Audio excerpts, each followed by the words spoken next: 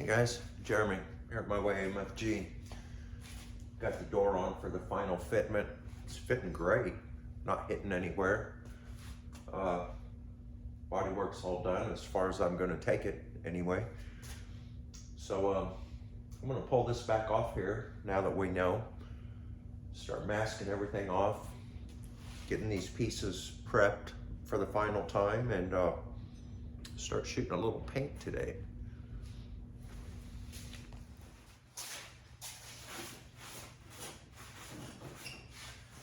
I'm going to be using that little detail gun that we used last time. I thought that worked pretty good for these small areas. But I think the first thing you notice with that when you're using it, you virtually have no overspray with it. And I don't feel like I got to get the garage quite as clean because you're not blowing around kicking up a bunch of dust like you do with the big one, you know.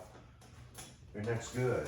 I feel like maybe you can get less dirt in your paint when using that.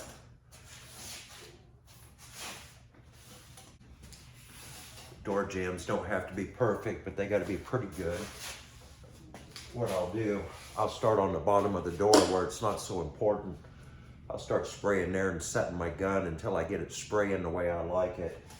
And then by the time we get to the garnish molding and the top side of the door, hopefully we got a good atomization and a good spray pattern and laying down pretty good paint, you know.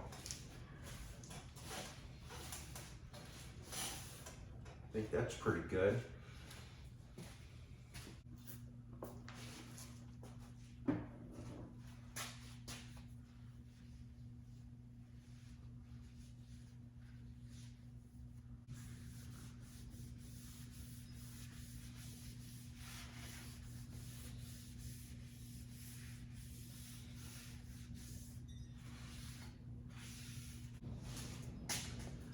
Painted this horn button silver here a couple weeks ago.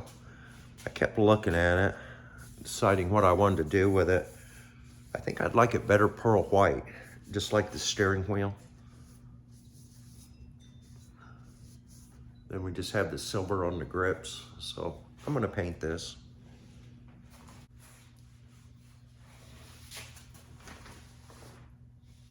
All right, I got everything sanded out, ready for paint. I had done just a little bit of a skim coat of glazing compound over this hinge, and I'd forgot about it, so I had to sand that out and prime it. But as soon as that dries up, I'm gonna scuff it up a little bit and then I'm gonna start spraying paint. About a video I saw another YouTuber make the other day that I thought was really smart. Let me tell you about that. You know, the back door gaps on this car, this one clears but barely. The other one was so tight that it was going to be chipping off paint and stuff if you tried to prime it and do anything there. So I needed to widen that gap, right? So what I did is I ran a tape line down and I cut the back of the door off. I can't remember how much, 1/4 inch I think. And then I re-welded the whole seam on the back of the door. And I've seen that happen a lot. I've seen where guys have done that and it works fine, you know, so that's why I did that. But here's something I had never thought of before. And I was watching a Bad Chad video the other day. I don't watch all of Chad's videos. He puts out a video every day. And unless he's got something interesting going on, then I watch it. Well, right now he's working on he calls it a 40 Ford. It's really not a 40 Ford. It's a 39 two-door, it appears, with a 40 Deluxe front clip. So it looks like a 40 Ford, but he's made it from a two-door into a coupe. So he's calling it a 40 Ford coupe, whereas originally I believe it would have been a 39 two-door. Anyway, it doesn't matter. His door gap was too tight back here. And he said it's gonna chip paint if I ever do anything with it. I've gotta widen this door gap. And that seems to be an ongoing problem. Everybody I talk to has got problems with door gaps on these things. I don't think they were very good to start with. I think if you was to ever see a 40 Ford with perfect door gaps, somebody's made them that way. That's what I'm thinking. If you've got an original with perfect door gaps, maybe you do. But anyway, a lot of them don't. But what Chad did, instead of cutting the back of the door off, he ran a grinder down and split it right here along the back quarter, the width of a grinder wheel. What's that, 1/8 of an inch? He split it about 6 inches, and then he took a body hammer and he tapped this in, tacked it, a couple tack welds, shut the door. Still wanted a little more gap, so he ran his grinder wheel through again, tapped it in. That gave him about a 1/4 inch gap. He liked that. So then he cut another 6 inches, done the same thing, tacked it, cut it again. He done that clear down. And here's why that was a smart idea, is because on the other side where I fixed the door gap, I've got a great door gap now, it looks good, but my inner structure is still tight. I barely clear there. By doing what he did, he's beating the inner structure in a little bit. Maybe not much, but he's gaining a little clearance on that inner at the same time. And regardless of whether you weld the door or weld here, you're still going to have one weld seam to finish off either way. So I think what he did made sense. When I first started watching it and he was doing it, I thought, Chad, it's easier, just cut the door. But after watching him, I think he made the right decision. And if I was to do it again, I think that's what I would do. But anyway, I just wanted to share that with you. If you've got problems with your door gaps on one of these, you can either do it the way I did it, or you can do it the way Chad did it. And I'm thinking if you have clearance issues on this inner structure, Chad's idea might be better. But anyway.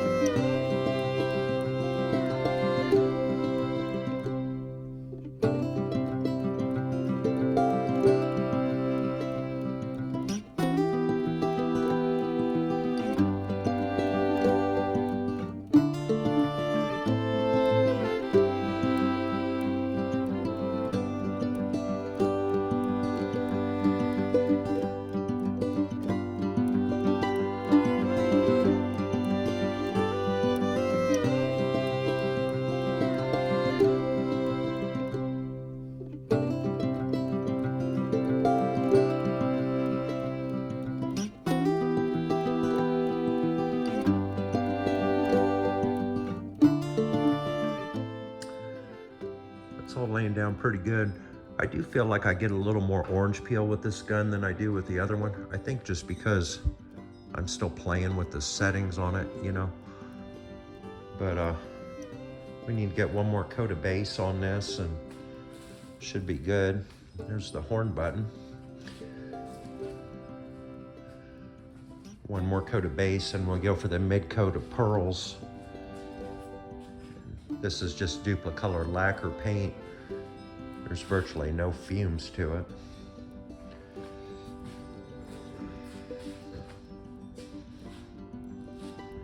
No worse than a spray can, you know.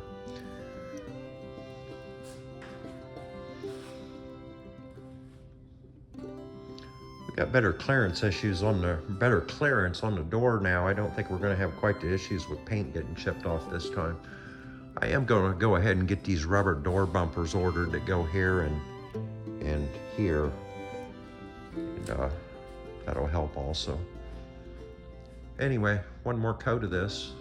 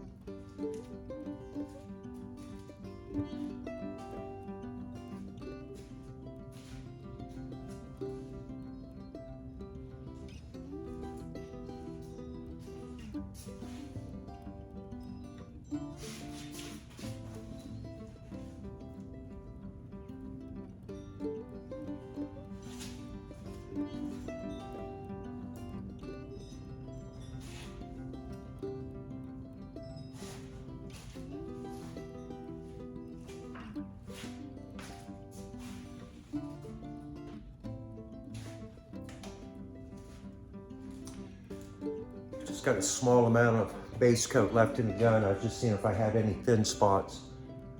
Top side of that door frame right up in this corner. Top side of the garnish molding by the wing vent. The front side of the mirror. I think I'm good. So that's where that's gonna go. Then we'll get our gun cleaned up. Start mixing the clear, the pearl. Just sprayed on the second clear coat. I got one more coat of clear I'm going to put on it. Clean my gun up and get out of here for a little bit. I don't see any dirt in it or anything, no runs. I think it's all turned out pretty good. All right, guys, I got this stuff all painted. Show you where we ended up with everything. I don't know if there's our mirror. I think that looks real nice.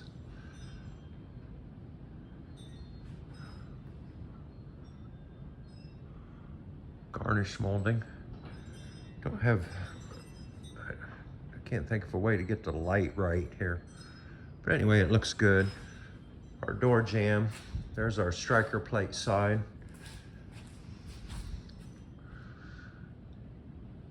I think that looks pretty good. The bottom. It's only as good as the body work, but it ain't bad. The hinge side.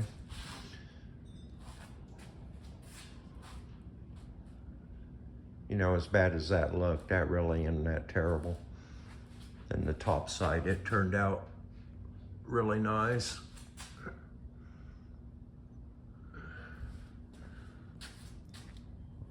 Horn button, I think, is gonna look good.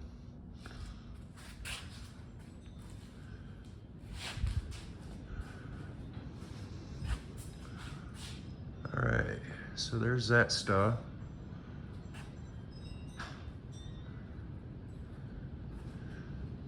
Got the door jamb all fixed back up.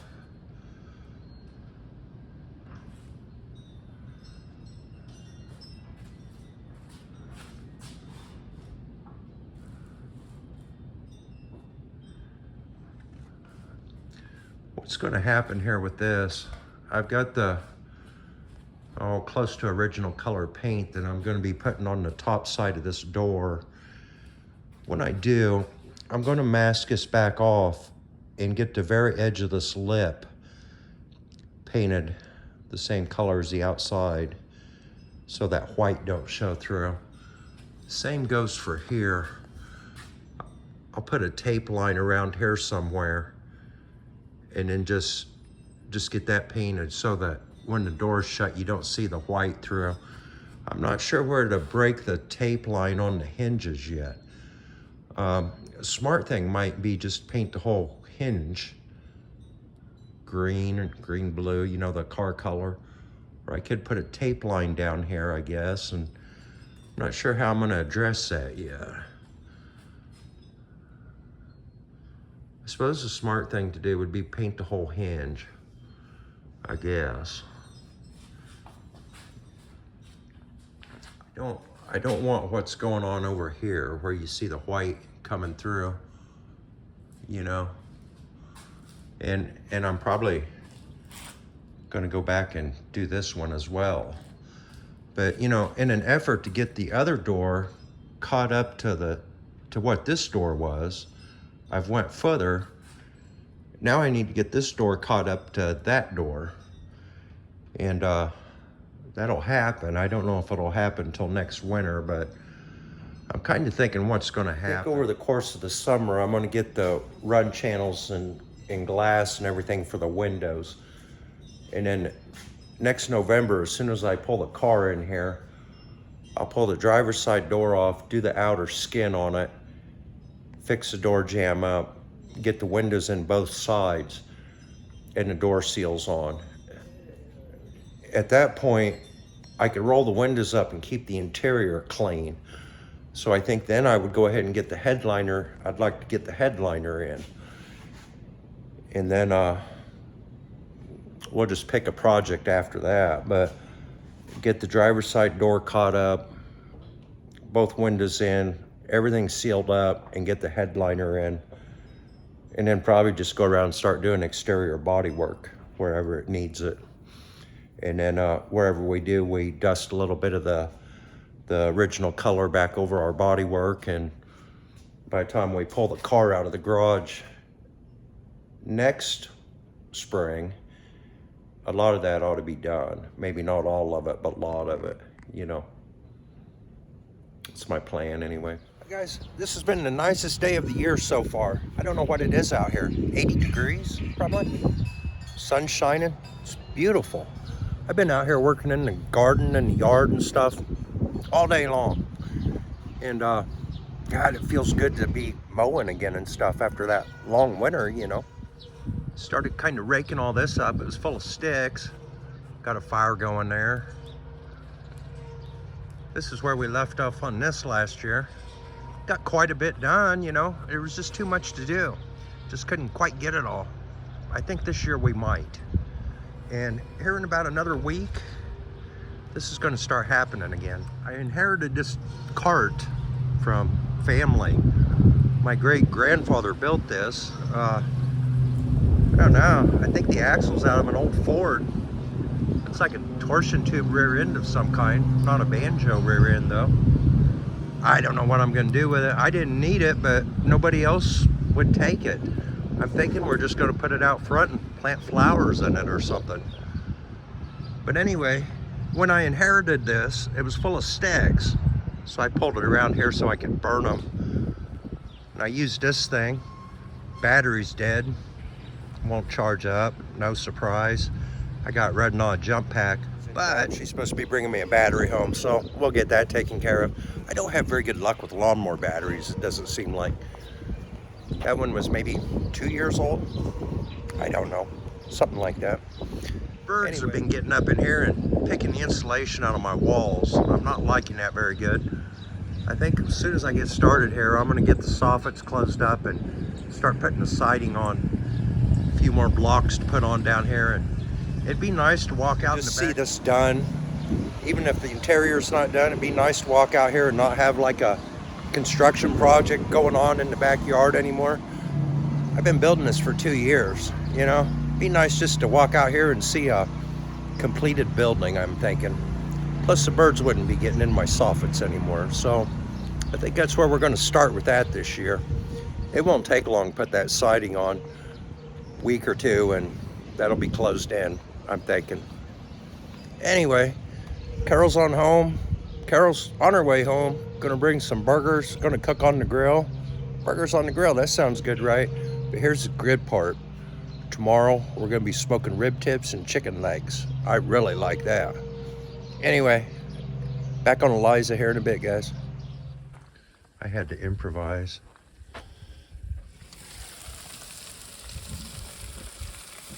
3 ribeyes. She got 3 ribeyes. That's better, right?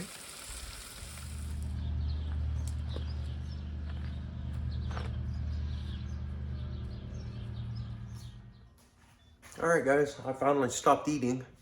I'm back over here. I got everything taped off, and I got the paint over here. Just got a cup of it mixed up, 8 ounces, I think is gonna do it. I'm gonna try using a detail gun for everything, seeing as how we're not, trying to get a big area to lay down good. This paint's quite a bit more toxic than the lacquer I've been using. Takes activator and that, so I got my paint mask. We're gonna start spraying here and see what happens. I'm gonna do a little bit here on the top side and get these hinges covered good and this lip covered good, and I'm gonna flip this over. But I don't want to flip it over just yet. I'm afraid I might have light spots under there, so I want to get just a little along there, and we'll flip it and carry on here.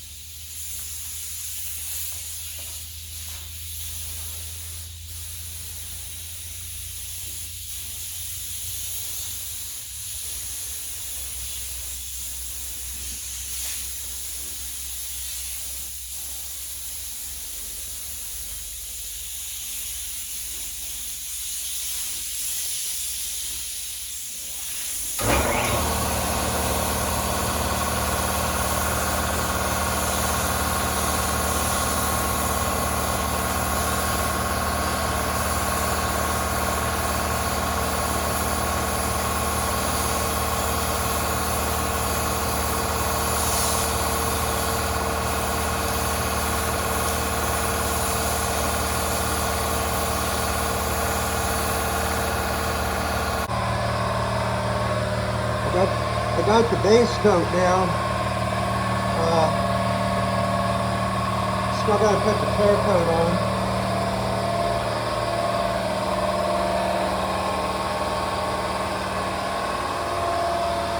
I don't know. That'll kind of match. Matches better than gray primer, right? See what happens here.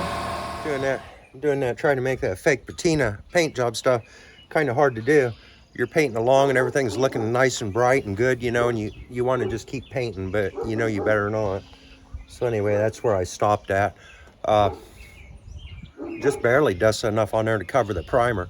What it really did is, how that primer was, really, really, really red, Well, by the time you got that paint dusted over there, it took that redness out and it started looking about right. And then, the car's got a few shiny spots here and there. I just laid the paint on a little heavy in a few places to try to kind of mimic that. And, it's all we can do, guys. We'll see what it looks like when we're done here. But I'm going to let this dry up here for a few minutes and spray a little clear on it. I'm not going to put much clear on it because I'm not going to be wet sanding on it or anything like that. I just want it protected. So just a real light coat of clear. And then I might even rough that clear up with a little Scotch-Brite to take the shine off of it. But anyway, we're moving along. This isn't the Nason clear that I previously talked about that I had. I never could find any hardener for that. Tuck had some of this Chroma Clear. Yeah, I'm checking compatibility issues. I just sprayed a little clear coat over a test area right here. I just want to make sure it don't wrinkle and that it sets and hardens and stuff before I, start spraying on the rest of this. So anyway, there's so many different activators and hardeners and clear coats, and they've all got different numbers for different compatibilities. He's got a whole cabinet of old used paint over there. We dug around forever until we found 2 that matched. Everything's different. I don't know why, but it is. But different temperatures, I don't know. Different manufacturers. But anyway, I just want to do a little test area there before I spray it and have something terrible happen, you know.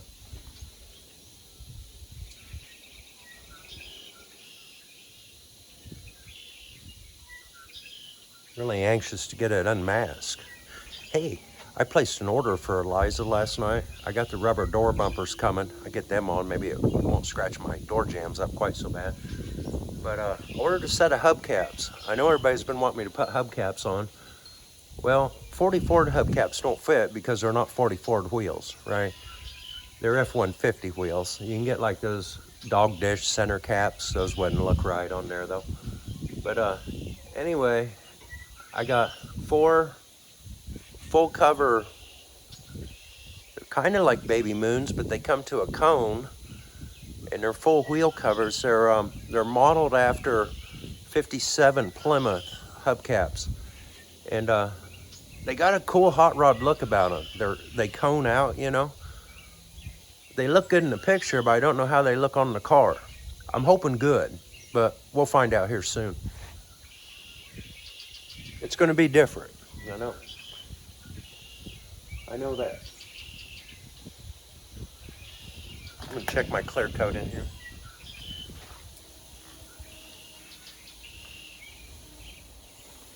It's not blistering or lifting or anything, and it appears to be tacking up, so I think I'm going to go with it.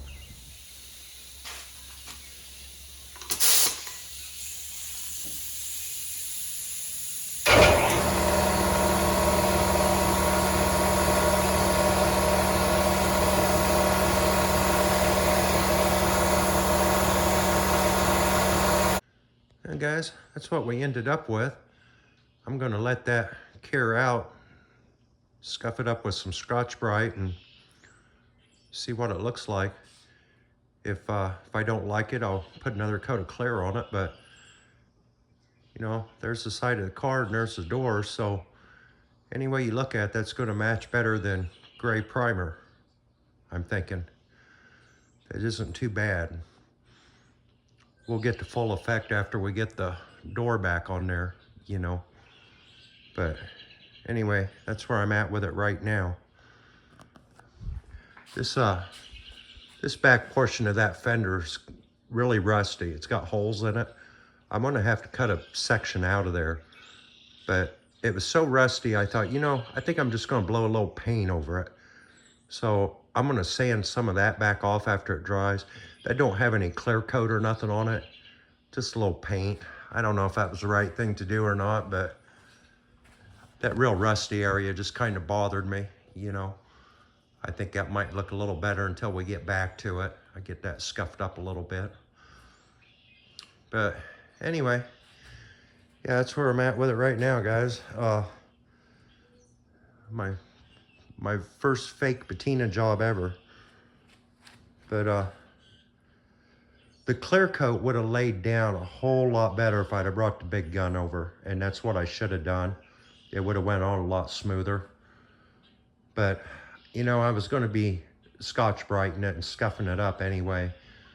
I don't know that matters a whole hell of a lot, but I just didn't want to have to clean 2 paint guns, I guess. But if I was to do that again, I think it would have been easier if I'd have brought the big gun over.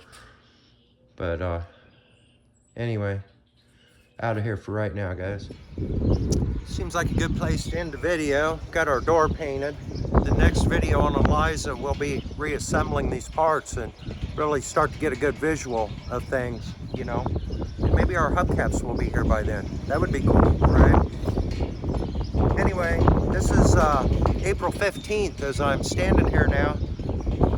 As soon as May rolls around, I'm going to start working on this garage. There's probably going to be maybe 2, maybe 3 more Eliza videos.